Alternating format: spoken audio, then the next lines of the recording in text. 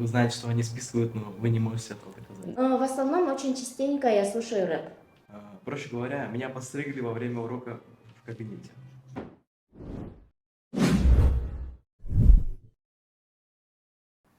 Всем доброго времени суток. Поприветствую вас на канале Медиацентр 31 кадра.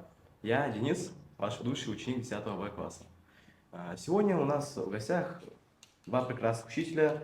Это Мелькярова Инна Анатольевна, учитель русского языка и литературы, и Канаева Елена Николаевна, учитель истории и обществознания. Спасибо большое, что пришли. Вам спасибо за приглашение, 31 кадр. Так, сейчас мы можем перейти к вопросам. Первый вопрос. Каково быть учителем? Это вопрос общий, если что. Ну, давайте я начну. Прекрасно. Прекрасно быть учителем. Ну, для меня уж точно, потому что я себя в другой профессии вообще не вижу. И не видела никогда. Да, учителем быть очень прекрасно. Это каждый день получать новые эмоции от разных учащихся и передавать тоже свою энергию. Какие трудности у вас были в обучении? Впервые. Ага. Ну, когда приходишь совсем молоденькой в школу, конечно же, трудности есть, встречаешься с ними, проходишь адаптацию, привыкаешь к коллективу, к школе, там, к расписанию своему, да, и только-только учишься общаться с детьми, получается, но я выбирала эту профессию сердцем, я всегда знала, что буду учителем, поэтому ну, для меня адаптация прошла, так скажем, так, не очень болезненно. И какие трудности были? Ну, трудности были к подготовке к урокам.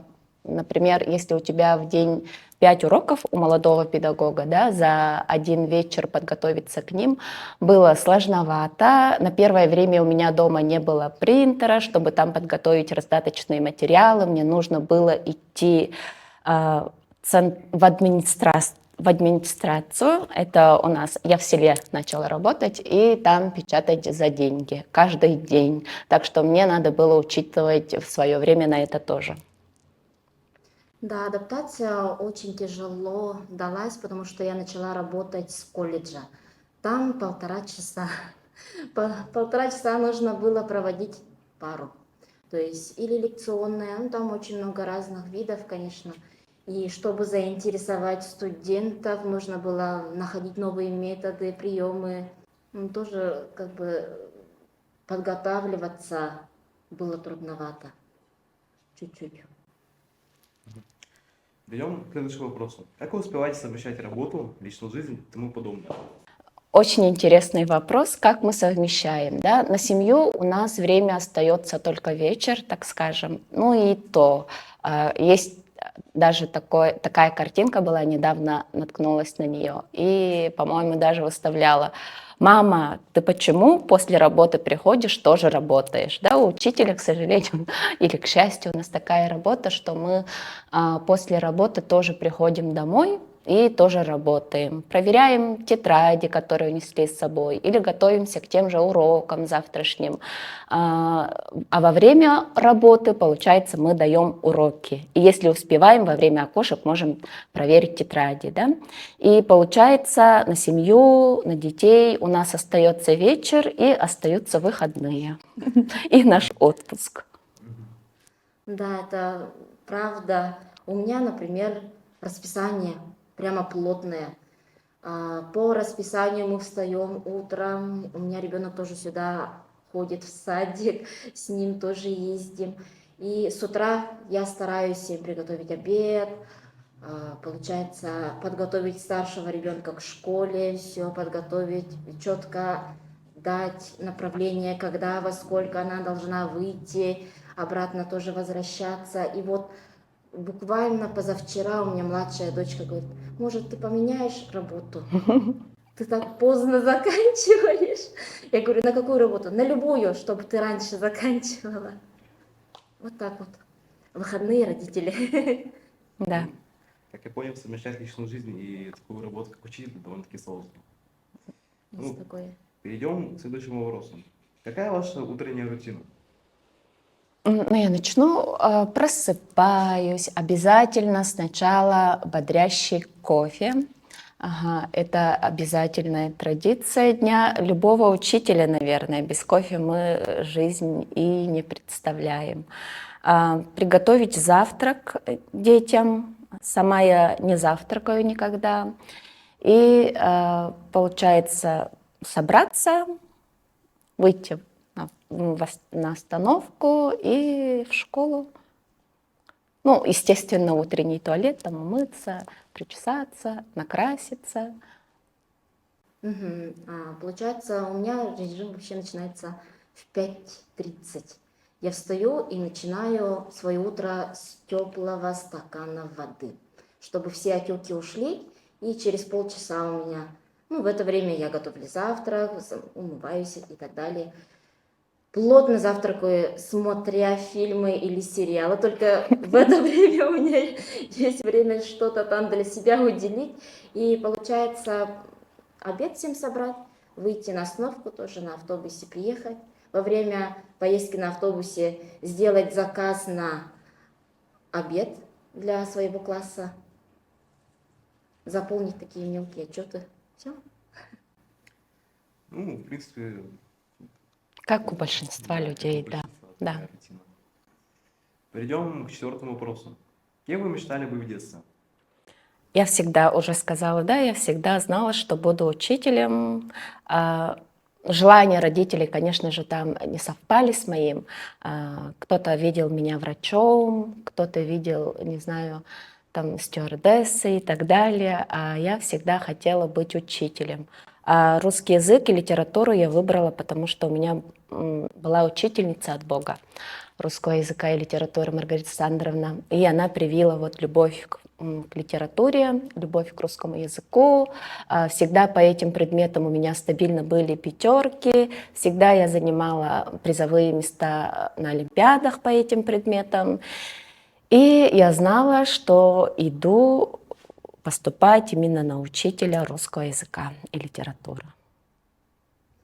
Ну, у меня, по сути, очень много профессий было для выбора, но самое первое, вот обычно психологи говорят, что чем ребенок в детстве увлекается и какие ролевые игры играет, потом уже по итогу выбирает. То есть с детства я любила играть в учителя. Да, у меня тоже такое было. Своих игрушек Да, учили. игрушек своих Ну, наверное, учила. все учителя, да, этим Да, занимались в но детстве. только русский язык и литература. Ну, потому что у меня мама тоже учительница Горсовет. Мгм. русского языка и литературы, и получается, одна мечта была стать учителем. Потом у меня появилась вторая мечта. Вторая мечта это была стать полицейским. Но вот эта мечта, конечно же, не сбылась по определенным таким периодам и выборам. И все-таки я ушла работать учителем. Но выбрала историю из-за того, что я любила смотреть фильмы про археологические раскопки. Прямо вообще я ждала время и прямо телепрограммы смотрела, чтобы попасть, посмотреть Лару Крофт и так далее. С Томом Крузом фильмы. И поэтому я стала учителем истории общества знаний. Аина Анатольевна, у вас такие шикарные кудрявые волосы. Спасибо. У меня появился такой вот вопрос. Как вы за ними ухаживаете? Ам, Есть такой метод кудрявых волос, да, но я о них, вот об этом методе узнала довольно-таки недавно, 5 лет, что ли, назад. Волосы у меня были всегда вьющиеся, они у меня от природы, папа у меня кудрявый, мама с вьющимися волосами, и я всю жизнь с ними боролась, всячески выпрямляла. Но, как говорится, трава соседа всегда зеленее, да, мы хотим всегда то, чего у вас нету. Я всегда хотела волосы гладкие, как шелк. И всячески их выпрямляла. Потом я устала это делать. И к 30 годам я узнала об этом методе кудрявых волос. Начала за ними вот так вот ухаживать. И оказывается, у меня очень даже красивые волосы. И с этих пор мои волосы – моя визитная карточка. Как вам пришла в голову мысль стать учителем? Это общий вопрос. Примерно на такой же вопрос мы ответили, да, уже, потому что, ну, изначально я себя видела только учителем, и до сих пор, и мне это страшно даже. Я себя в другой профессии не вижу. Вдруг, если вот я перегорю или какой-то момент случится в жизни, и если я уйду из школы, чем я буду заниматься? Ну, не знаю, и ничего другого я не умею, кажется. Ну, мне нравятся эмоции. То есть, получается, я сама выплескаю свои эмоции, выплескиваю, и делюсь своей энергией, и таким образом с детьми идет обмен. Можно так сказать. Когда дети отвечают, мне это очень нравится. Мгм. Когда что-то понимают, когда я рассказываю, заинтересовываются. Вот, это самые ценные эмоции. Конечно же. Да. Елена Николаевна, я частенько вижу вас в наушниках. Какую музыку вы слушаете? По идее, я меломан. Я через музыку, можно сказать, отдыхаю. Когда слушаю музыку, я от всего отстраняюсь и получаю удовольствие. Тем самым я отдыхаю во время перемен между уроками, накапливаю энергию для нового класса. Но в основном очень частенько я слушаю рэп. Да, рэп бывает разный, в особенности это казахский рэп. Китайский и, ну, американский обычно это олдскульные моей молодости. Олдскульные, это, например, какие? Snoop Dogg, 50 Cent, Эминем, Tupac, да? Eminem. Начнем с самого интересного. Расскажите про самые интересные случаи во время урока. Так, во время урока, сказать ли это во время урока? Дети когда-то мне, ну, частенько, да, знают мой день рождения уже, все мои классы почти, и они устраивают сюрприз к моему дню рождения. Однажды, когда я работала в деревне, мои ученики попросили даже моего мужа, написали ему по WhatsApp, чтобы он меня задержал немножечко, а я жила тогда рядышком со школой, он меня задержал, а они, оказывается, не успевали оформить класс к моему приходу, они повесили, мне тогда исполнилось, по-моему, 32 или 30 лет, и они повесили на потолке, приклеили, у нас в деревне нет, конечно, вот этих гелевых шариков, да, они надули простые шарики и скотчем приклеили к потолку 32, ну сколько мне тогда исполнилось шариков, и встретили меня вот с хлопушками.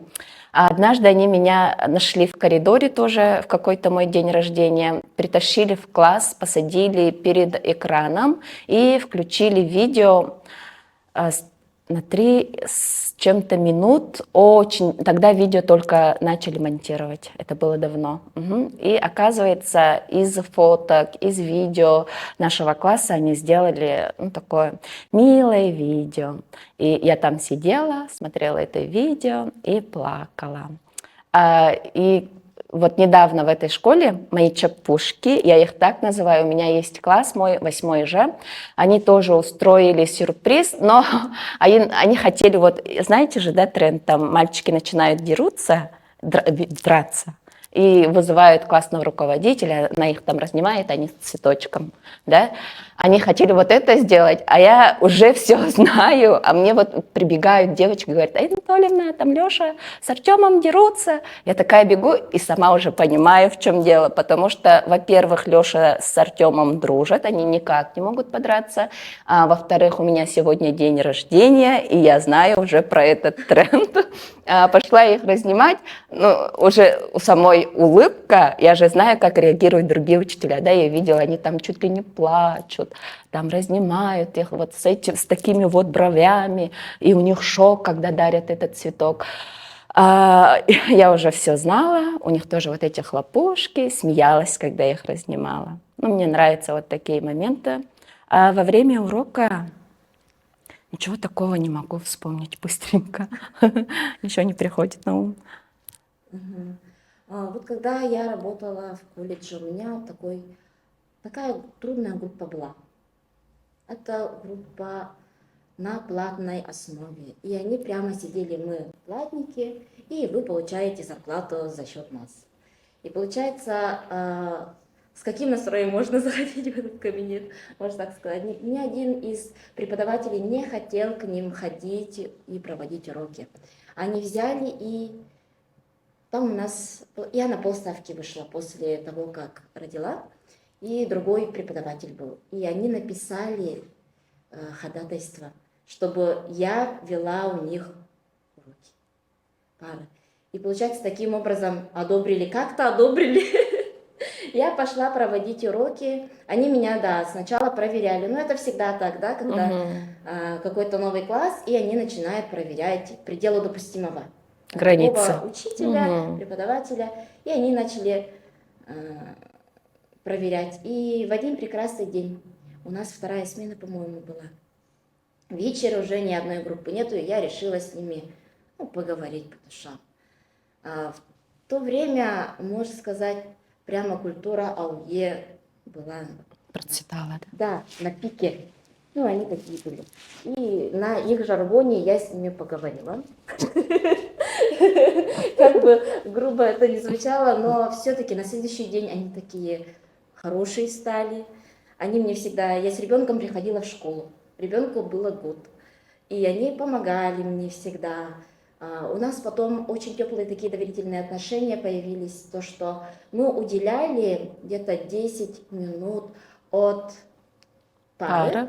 В конце пары всегда включали у нас одна любимая певица, Владана Склова, по-моему, и Кошлева. Даяна Кошлева, что ли. И получается, мы слушали и пели ее песни. Ну вот это получается одна из таких. И второй случай, это тут в школе мой класс, мой любимый же класс, решили поздравить меня с днем рождения. И тоже подрались? Нет, они не подрались, они такие: Елена Николаевна, у нас там, я уже не помню, что случилось, но что-то случилось в кабинете. Я такая: что случилось? Даже до этого такого не было никогда в жизни, поэтому я не думала, то, что такое будет. И получается, я побежала, открываю дверь, и там прямо мне в лицо хлопушкой хлопнули, у меня аж одно ухо оглохло чуть-чуть, и прямо там начали поздравлять, получается, тортик со свечками, я начала дуть эти свечки, а эти свечки не погасали. Это специальные свечки, да, которые не гаснут. Мы смеялись, там, получается, видео сняли. А вот на уроке тоже прям такого нет интересного случая. Видимо, уже еще не настал момент. Какие милые, интересные истории. Ну, я могу рассказать про свой случай интересный, который был во время урока. Ну, проще говоря, меня постригли во время урока в кабинете. Как это? Ну, вот так вот произошло. Перейдем к следующему вопросу, который тревожит большинство учеников в этой школе. Как вы относитесь к списыванию? Списывание было всегда, да. Но главное, конечно, если я вижу, что ребенок списывает, конечно, это, я ему говорю, что это плохо, я всем своим детям говорю, что это плохо, потому что, во-первых, они, получается, на автомате списывают, и они вообще не понимают материал. И как будто бы получат вот эти нарисованные четверки, пятерки, совсем неправдивые, и пойдут дальше с полной уверенностью того, что они усвоили, да, вот эту тему, освоили эту тему. На самом деле нет, и получается пробел. Но если ребенок это делает, как-то... Есть дети, которые прям по-мастерски это делают, никак их не словить на этом моменте, прям... Хочу у них даже мастер-класс какой-нибудь получить, как они это делают, да? Ага. Один ребенок, например, делает хорошо, но одну ошибку допускает, и примерно 7 же человек такую же работу сдают, как они это делают. Хотя сидят по разным местам, по 3 рядам, телефонов нет, как будто бы, да, не знаю, азбукой Морзе, что ли, общаются, я понять не могу. Вы знаете, что они списывают, но вы не можете этого доказать. Да, не могу доказать. И все равно, конечно же, любой учитель относится к списыванию отрицательно. Да, конечно, отрицательно, но я могу по своему примеру, то есть в школе я тоже любила списывать. Но это списывание ни к чему хорошему не привело. Я получила кол по английскому языку из-за того, что я списывала. Мне сказали просто взять и по-английски вступить в диалог, на английском языке вступить в диалог. А я не смогла и саботировала урок. Мне поставили кол и выгнали из класса. И пришлось потом извиняться, и после этого... Ну, поэтому я очень сейчас негативно отношусь к списыванию, потому что ни к чему хорошему не приводит. Это, можно сказать, действует только на один раз. Вот списываешь, оценку, ладно, получили, и да, действительно, никакого знания не прививается. То есть не запоминаешь, и потом уже к экзаменам, ну, от экзаменов никак не сбежишь все равно. Лучше получить заслуженную тройку, чем 5 за списывание для ребеночка. Перейдем к последнему вопросу. Какие книги или ресурсы помогают вам в работе? Ну, мы уже современные учителя, да, и без интернета никак. Конечно же, при подготовке к урокам мы пользуемся интернетом. Очень часто обращаюсь к ресурсу «Инфоурок», НС-портал. Мгм. И плюс еще в последнее время ИИ процветает. И чтобы сделать презентацию, обязательно тоже Да. использование ИИ, чтобы презентация была четко, красиво. Дети замечают все детали и прямо даже вот Canva и так далее, чтобы редакторы красивые такие презентации с какими-нибудь деталями. Ну, это, конечно, не каждый урок, а временами. Мгм. И когда натыкаешься, например, на такую страничку, где создают, вот, например, видео, да, и по стихотворениям, тем же, да, литературным, ощущаешь себя, как будто бы нашел какой-то клад.